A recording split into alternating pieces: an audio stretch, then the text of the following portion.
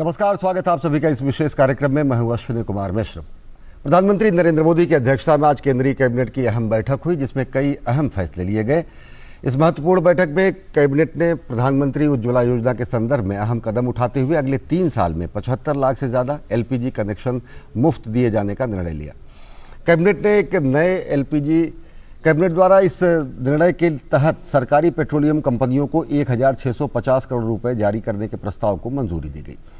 Cabinet के एक अन्य महत्वपूर्ण निर्णय में ई-कोर्ट मिशन मोड परियोजना चरण 3 को भी मंजूरी दी गई। इस केंद्र प्रायोजित परियोजना पर 7210 करोड़ रुपए का परिव्यय निर्धारित किया गया है।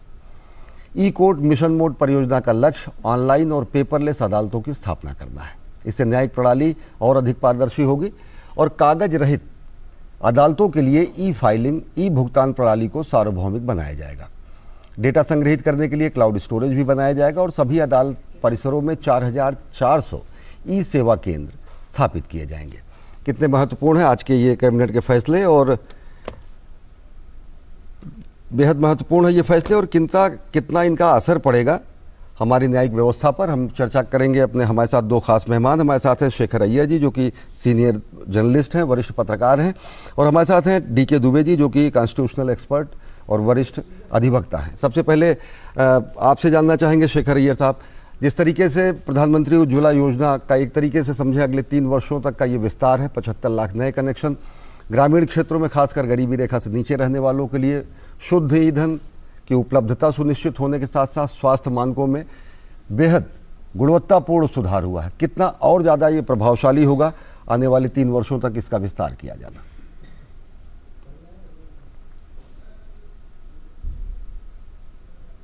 और घटाया उन्होंने, उसी समय बताया गया कि नए कनेक्शंस की बात हो रही है, कम से कम 75 लाख कनेक्शन आगे 3 साल के लिए देना है।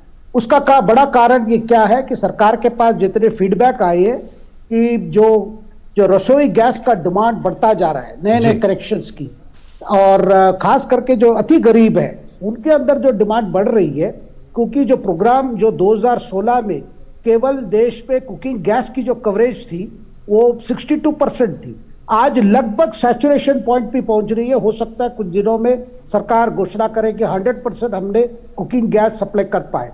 तो जो बात इसी से कि सरकार चाहती है कि हर गरीब परिवार को एक्सेस मिले, एक क्लीन स्वच्छ कुकिंग मतलब रसोई गैस का एक सुविधा मिले। इसीलिए आज की जो कैबिनेट डिसीजन है कि 75 लाख कनेक्शन आगे 3 साल में दिए जाएंगे, उसके लिए जितने पैसे की जरूरत है, जितनी सब्सिडी की जरूरत है वो दिए जाएंगे। और जैसे आप जानते हैं कि जो पहला कनेक्शन सिलेंडर भी फ्री होता है, और जो स्टोव दिया जाता है, जो गैस की जो स्टोव है वो भी फ्री दिया जाता है जी।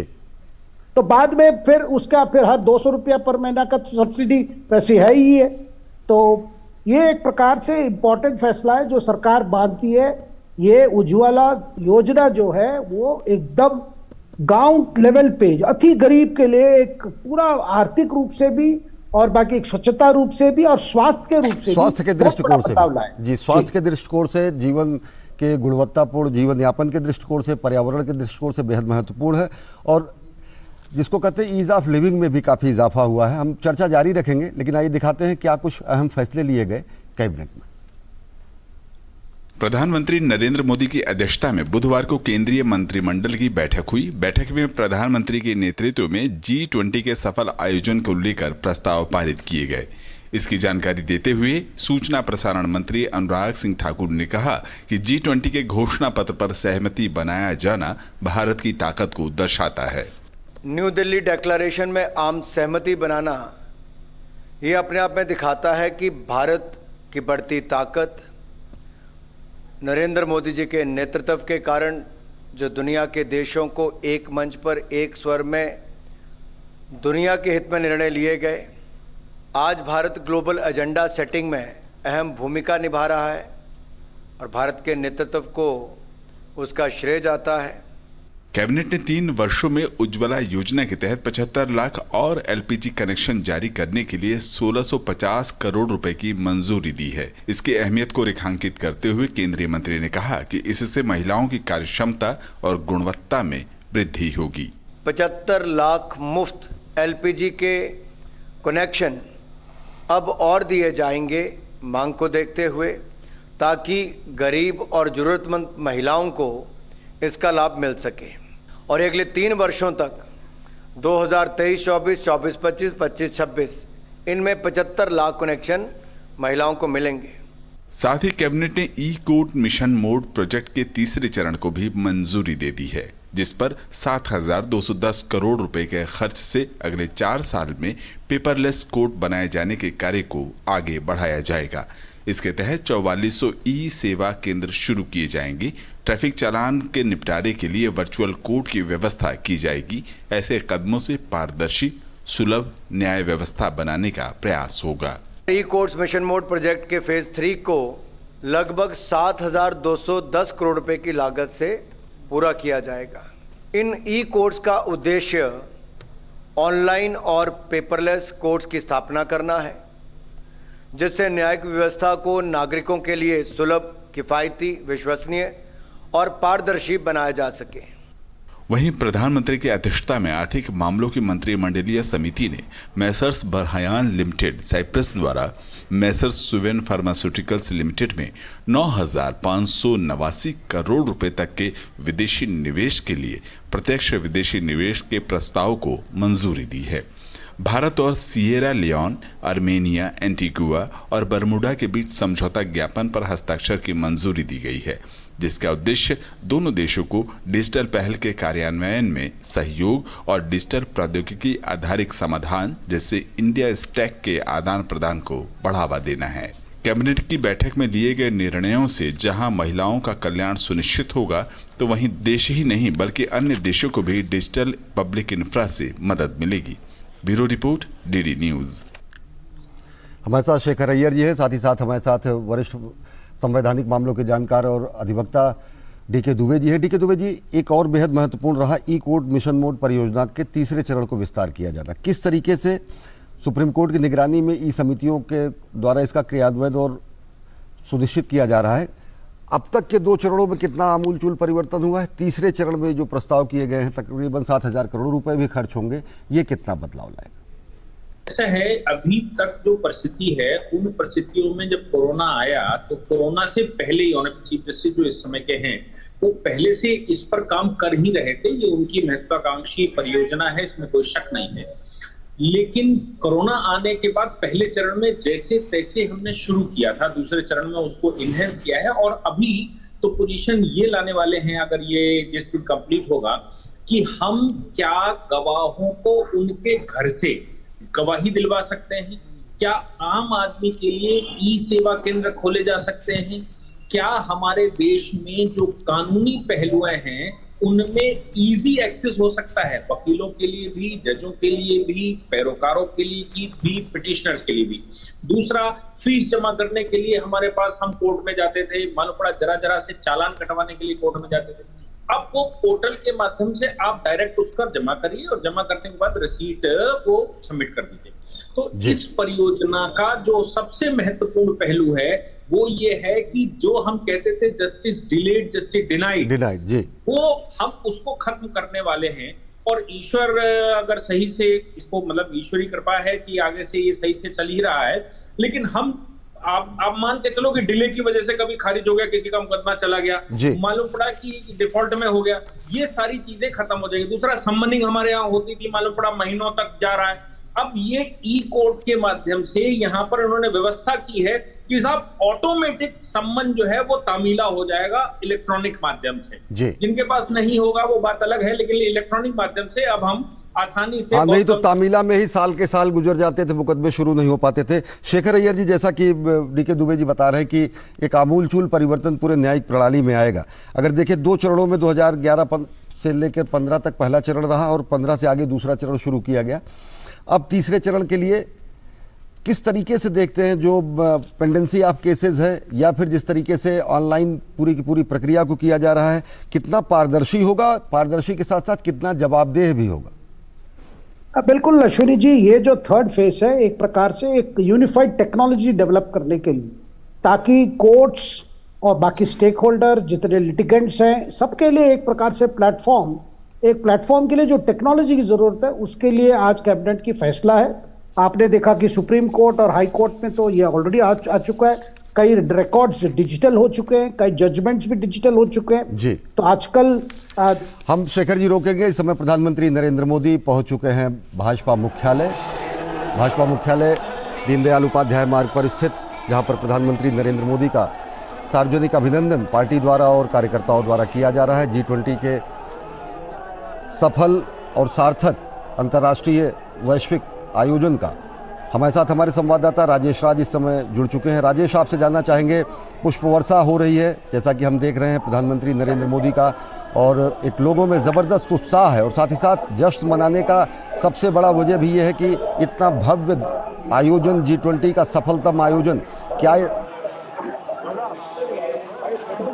सबसे जो महत्वपूर्ण बात है वो ये कि प्रधानमंत्री नरेंद्र मोदी केंद्रीय चुनाव जो समिति है उसकी बैठक के लिए भारतीय जनता पार्टी दफ्तर आ रहे थे, लेकिन जो ही उनके कार्यकर्ताओं नेताओं को ये जानकारी मिली कि प्रधानमंत्री नरेंद्र मोदी केंद्रीय चुनाव समिति की बैठक में शामिल होने के लिए भाजपा मुख्यालय आ रहे हैं, बड़ी तादाद में दिल्ली भारतीय जनता पार्टी के जो कार्यकर्ता हैं, नागरिक हैं, वो यहाँ पर बीजेपी मुख्यालय पर पहुंच गए और उनका जोरदार वो अभिनंदन करने की जो तैयारी।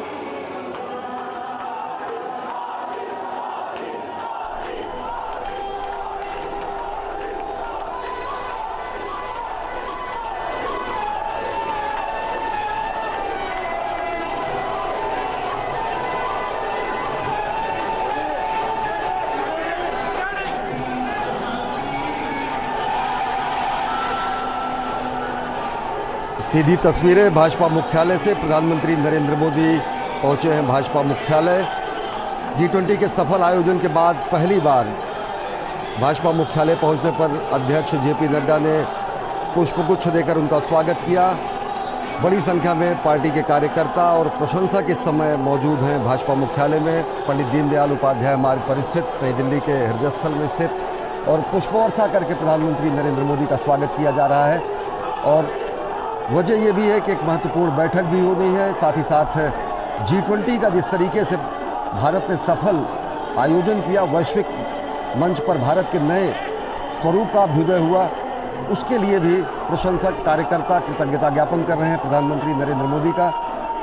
और हमारे साथ राजेश राज जुड़े हुए हैं। राजेश, और क्या कुछ कार्यक्रम आपसे जानना चाहेंगे? राजेश, देखिए, प्रधानमंत्री नरेंद्र मोदी केंद्रीय चुनाव समिति की बैठक के लिए भाजपा मुख्यालय पहुंचे थे, लेकिन जो ही उनके कार्यकर्ताओं को ये पता चला कि प्रधानमंत्री G20 की शानदार सफलता के बाद पहली बार बीजेपी मुख्यालय पहुंच रहे हैं, बड़ी तादाद में दिल्ली बीजेपी और के कार्यकर्ता नेता जो है वहाँ भारतीय जनता पार्टी के दफ्तर दोपहर से भी पहुंच गए थे। और यहाँ पर आप देख सकते हैं कि जिस तरीके से उनका जोरदार अभिवादन किया जा रहा है, अभिनंदन किया जा रहा है, हाथों में फूलों की पंखुड़ियां, गुलाब की पंखुड़ियां जो है उनके ऊपर बरसाए जा रहे हैं, और कार्यकर्ताओं का जो जोश है, उमंग है, वो 7वें आसमान पर है। और प्रधानमंत्री दोनों हाथों को ऊपर करके, दोनों हाथों को हिलाकर वो लोगों का अभिवादन स्वीकार कर रहे हैं। और आखिर में जहां पर पोर्टिको, जहां से वो अंदर उन्हें जाना है, वहां पर मैं देख पा रहा हूं कि गृह मंत्री अमित शाह, रक्षा मंत्री राजनाथ सिंह, कर्नाटका के पूर्व मुख्यमंत्री BS Yediyurappa, doctor K Lakshman, Sudha Yadav समेत तमाम जो पार्टी के वरिष्ठ नेतागण हैं वो यहाँ पर मौजूद हैं। और आप देख सकते हैं कि गुलाब का फूल देकर प्रधानमंत्री नरेंद्र मोदी का जोरदार अभिवादन किया जा रहा है, उनका अभिनंदन किया जा रहा है।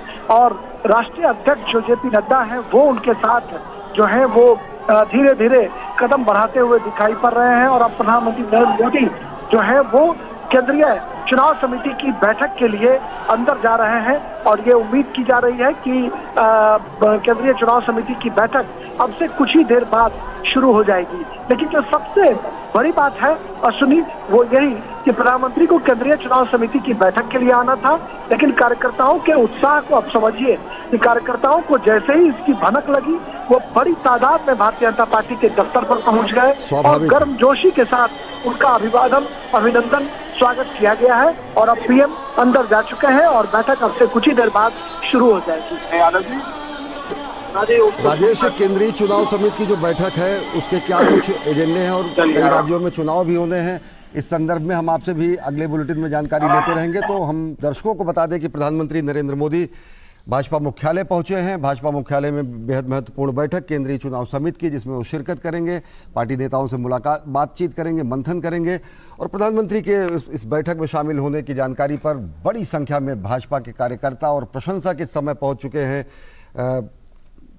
भाजपा मुख्यालय, जहां पर उन्होंने प्रधानमंत्री नरेंद्र मोदी का भव्य स्वागत किया। और हम बात कर रहे थे इससे पहले कैबिनेट के महत्वपूर्ण फैसलों की। हमारे साथ दो खास मेहमान जुड़े हुए हैं। हमारे साथ जुड़े हुए हैं शेखर अय्यर जी और साथ ही साथ डीके दुबे जी। शेखर जी, जैसे इससे पहले हम कह रहे थे कि एक पारदर्शी प्रणाली और जिसको कहते हैं कि त्वरित न्याय प्रक्रिया की को सुनिश्चित की जा सकेगी आम लोगों के लिए, क्योंकि पेंडेंसी आप कैसे चाहे कहें या फिर मुकदमे की पेंडेंसी देखें वो भी बहुत ज़्यादा है। कितना महत्वपूर्ण होगा ये थर्ड फेज ई कोर्ट परियोजना का? देखिए अश्विनी जी, जब कोर्ट एक फिजिकल वेरिफिकेशन पे जब काम करते थे, क्योंकि अधिकांश में समय इलेक्ट्रॉनिक सिस्टम आ गया है, उस समय काफ़ी समय केवल रिकॉर्ड वेरिफिकेशन में, फाइलिंग में, इस पे काफ़ी समय जाता था। मतलब केस जब फाइलिंग से लेकर, रजिस्ट्री से लेकर बेंच तक पहुंचने में जो समय लगता था, काफ़ी पेपर वर्क के लिए, आज अभी ऑनलाइन करके काफ़ी चीज़ें सुधार हुई है।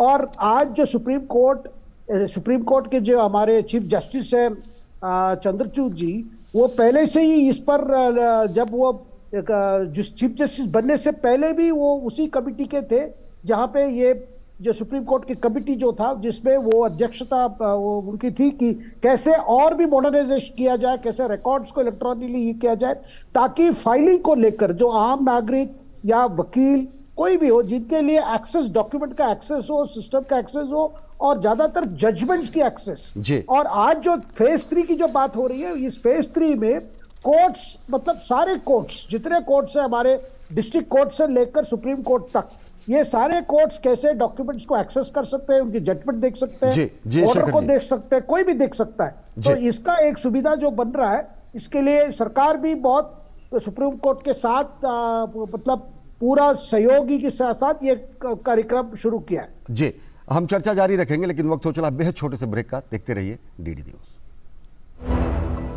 बहुत हार्ड वर्क करते हो, मेरी तरह स्मार्ट वर्क करो। क्यों? लॉटरी लगी है? लॉटरी समझो, शेयर मार्केट की एक मस्त स्कीम में इन्वेस्ट कर रहा हूँ, गारंटीड हाई रिटर्न्स आएंगे। आपके गारंटीड हाई रिटर्न्स कोई करण अर्जुन नहीं है जो जरूर आएंगे? मतलब? बाबा, शेयर मार्केट में जोखिम होता है, कोई भी गारंटीड हाई रिटर्न्स का वादा नहीं कर सकता, ये गैर कानूनी है। अच्छा? हाँ। सोच कर, समझ कर, इन्वेस्ट कर। इस घर में अंडे देने से हमें कोई नहीं रोक सकता। मैं रोक सकता हूँ। तुम्हें पता नहीं, हमें एडीज मच्छर जो फैलाते हैं डेंगू और चिकनगुनिया। मास्टर जी ने स्कूल में डेंगू मच्छर से बचने की सारी जानकारी दी है। अच्छा बच्चों, हमें चैलेंज जगह तो जरूर मिलेगी। नहीं मिलेगी, नहीं मिलेगी। यहाँ तो पूरे इंतजाम है। डेंगू की रोकथाम के लिए कूलरों के पानी को हर हफ्ते बदलें, बाल्टी और टंकियों को अच्छी तरह से ढक कर रखें, पूरी आस्तीन के कपड़े पहनें, मच्छर भगाने वाली क्रीम, कॉइल और अगरबत्ती का इस्तेमाल करें। डेंगू से लड़े मतलब डेंगू से बचे। ब्रेक के बाद आप सभी का स्वागत। हम बात कर रहे हैं कैबिनेट के महत्वपूर्ण फैसलों की। डीके दुबे जी, आपसे जानना चाहेंगे, अब तक देखें तो 17 राज्यों में 21 वर्चुअल कोर्ट्स के जरिए तकरीबन 2.40 करोड़, 2.5 करोड़ के आसपास जो आंकड़े बताते हैं निपटारे किए गए हैं मामलों के। ये इतनी बड़ी संख्या है अगर देखें तो वर्चुअल कोर्ट्स के जरिए कि विश्व में इस तरीके का आंकड़ा नहीं मिलता है। यातायात संबंधी नियमों के मुकदमे और इन सबसे वर्चुअल कोर्ट्स पे और ज़्यादा विस्तार किया जाना, फिर एआई और दूसरी चीज़ें, ओसीआर पद्धति को अपनाया जाना, किस रूप में देखते हैं कि ये आने वाले वर्षों में ये धरातल पर दिखेगा? देखिए, जहां तक हम बात करते हैं ओसीआर वगैरह पद्धतियों को अपनाने का मतलब ये हो गया कि जजमेंट राइटिंग में भी सुविधा हो जाना, और जजमेंट राइटिंग बड़ी तेजी से लिखना और चीजों को आसानी से लेना। दूसरी बात ये है, जैसा अभी अय्यर साहब कह रहे थे, कि हमारे देश में जो सबसे बड़ी समस्या है वो है कि हम प्रोसीडिंग में सबसे ज्यादा डिले करते हैं। आप अगर ध्यान देंगे तो कोर्ट में जो जरह होती है, कोर्ट में जो आर्गुमेंट होते हैं, वो सबसे कम टाइम पर होते हैं, और जो फाइल चलती है वो सब सालों के हिसाब से चलती है।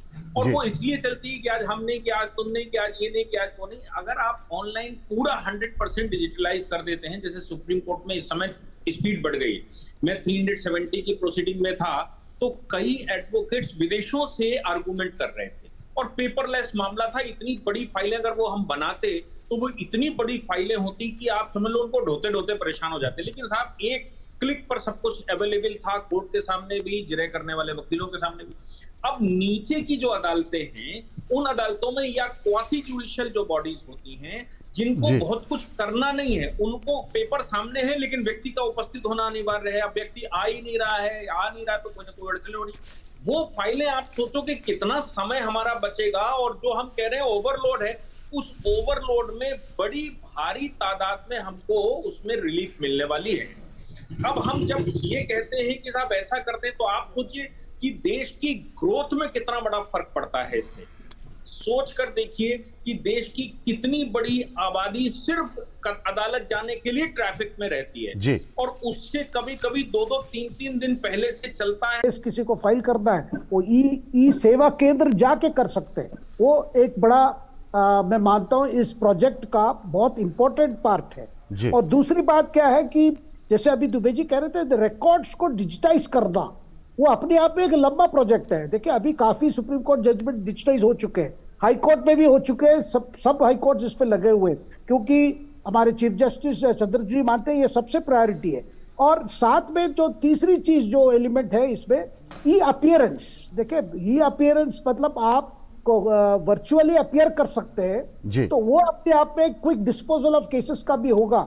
क्योंकि बार बार क्या होता है कि कोई पार्टी मौजूद नहीं है, उनके एडवोकेट्स नहीं आ पा रहे, पेश नहीं हो पा रहे, तो इसका मतलब वो पोस्टपोन होता है तारीख पे तारीख, जो हमेशा कहते हैं हम। तो जिस तरह वो डिले जस्टिस होता है और केसेस पाइल अप होते हैं। और चौथा चीज जो आपने पहले प्रोग्राम में शुरू में बताया था, वो है आप फाइन पेनल्टी जो भी हो वो आप ऑर्डर के हिसाब से तुरंत फाइल कर सकते हैं। जहां कोई जो लोअर लेवल पे क्वासी जुडिशरी की जो बात होती है, जहां पे मजिस्ट्रेट लेवल कोर्ट की अगर कोई फाइन हो, कोई पेनल्टी, ट्रैफिक चालान जैसे मामले है, और उसको भी एक प्रकार से एक स्मूथ टेक्नोलॉजी के माध्यम से आप इसको सुविधा कर सकते। बेसिकली आप देखेंगे जो प्रधानमंत्री बार बार कहते हैं ease of living, ease of living का मतलब है कि जितना कम आप कष्ट ले, मतलब हमेशा कहते हैं भाई कोर्ट कचहरी दौड़ना नहीं है, तो कोर्ट कचहरी आजकल दौड़ना नहीं होगा। और आने वाले समय में आप देखेंगे क्लिक, जैसे अभी दुबे जी करते, क्लिक के माध्यम से आप कई चीजें एक्सेस कर सकेंगे, तो वो बहुत पारदर्शी होगा, किफायती होगा और लोगों के लिए सुविधाजनक भी होगा। अश्विनी जी आजकल देखिए जैसे सुप्रीम कोर्ट की कोई ऑर्डर होती है, शाम तक वो अपलोड हो जाता है, तो सब देख सकते हैं कि क्या ऑर्डर है, और तो बेहद महत्वपूर्ण होगा। बहुत बहुत धन्यवाद शेखर अय्यर जी हमसे जुड़ने के लिए, डीके दुबे हमसे जुड़ने के लिए। तो दो महत्वपूर्ण फैसले, एक तो प्रधानमंत्री उज्ज्वला योजना में अगले 3 वर्षों में 75 लाख से ज़्यादा मुफ्त गैस कनेक्शन दिया जाना, ये लोगों के लिए ग्रामीण स्तर पर लोगों के जीवन यापन में सहूलियत लाएगा। तो वहीं बेहद महत्वपूर्ण ई कोर्ट मिशन मोड परियोजना को विस्तार दिया जाना, तीसरे चरण को मंजूरी दिए जाना, जो कि पारदर्शी, त्वरित न्यायिक प्रक्रिया और न्यायिक कार्यकुशलता को सुनिश्चित करेगी। तो इस विशेष कार्यक्रम में फिलहाल इतना ही। देश और दुनिया की ताज़ा तरीन खबरों के लिए देखते रहिए DD न्यूज़। नमस्कार।